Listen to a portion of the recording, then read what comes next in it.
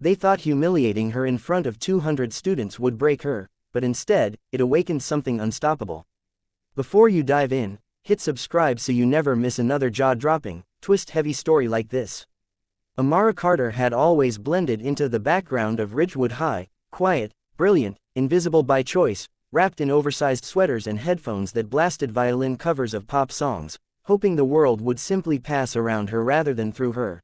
But all of that changed the morning she stepped onto the auditorium stage, summoned by a group of girls who claimed she'd won an award, though every student present already knew that nothing good ever came from a summons by Madison Hale and her clique of perfectly curated monsters, especially not after the week they'd spent whispering that Amara had stolen Madison's chem lab project, a lie so thin it snapped under a moment's scrutiny. But Madison's father was on the school board, so scrutiny was optional. Still, Amara walked toward the stage, clutching the fraying strap of her backpack, swallowing the tremor rising in her throat, because avoiding them only made things worse. And she'd learned long ago, after her mom died, after her dad shut down, after she became the school's favorite punching bag, that you can endure almost anything if you refuse to make a sound. So she climbed the steps, blinking under the harsh auditorium lights, and Madison strutted toward her with a smile so sweet it made bile rise, cooing into the mic about how Amara Carter has something to say to all of us, and the students murmured with confusion as Amara shook her head,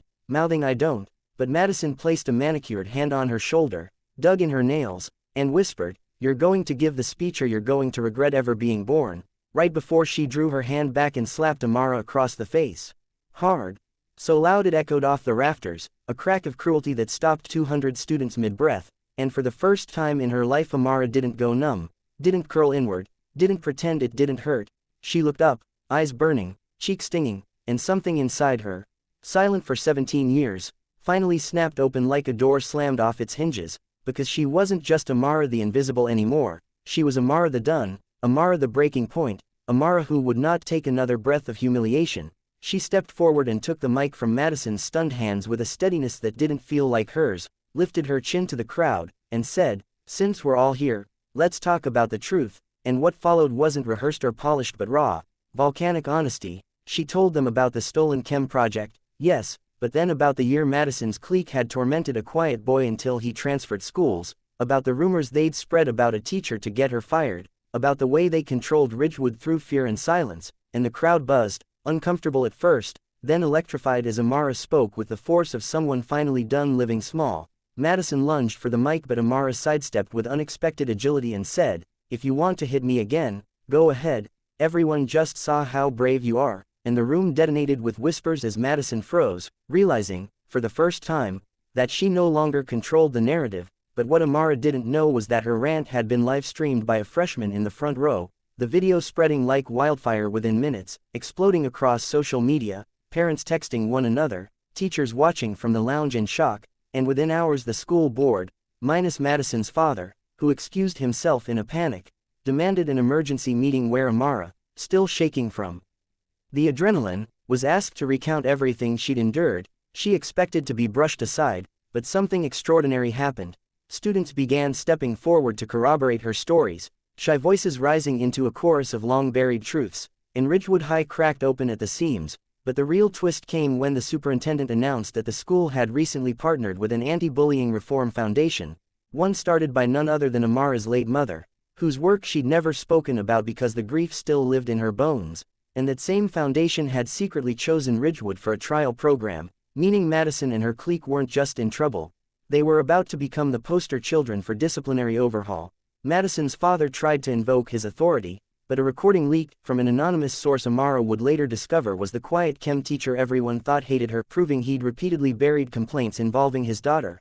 And overnight the Hales went from Ridgewood royalty to community disgrace, while Amara was asked to help lead the school's Restorative Justice Council, though she initially refused until a teacher said something that pierced her. Silence isn't peace, it's surrender. And that night Amara sat on the edge of her bed, looking at an old photo of her mother holding a banner that read "Stand for Someone Who Can't," and she realized she'd just become the someone her mother had always talked about. So she accepted, hesitant but determined, not to punish but to change the culture that had swallowed her for so long. Meanwhile Madison spiraled, suspended for assault, her friends scattering like leaves in a storm. And though she expected Amara to gloat, the real shock came when Amara approached her after school one day, not with vengeance but with a folded piece of paper containing the number of a therapist who specialized in toxic group dynamics, saying, "I'm not doing this to save you. I'm doing this so you stop hurting people." And for the first time Madison didn't sneer, she cried. But the story didn't end there, because a month later Ridgewood hosted a student assembly with Amara as keynote speaker, and as she stepped onto the same stage where she'd been slapped, the auditorium fell silent, every seat filled, and she delivered a speech so powerful it went viral, not because she painted herself as a hero but because she said, "Courage doesn't mean you aren't scared. It means you act anyway," and students from across the city reached out, asking how to start their own councils, and her inbox filled with messages from kids she'd never met saying her video had helped them stand up to bullies at their own schools. And though life didn't magically become perfect, there were still bad days, shaky days, days where trauma clung to her ribs like cold fog.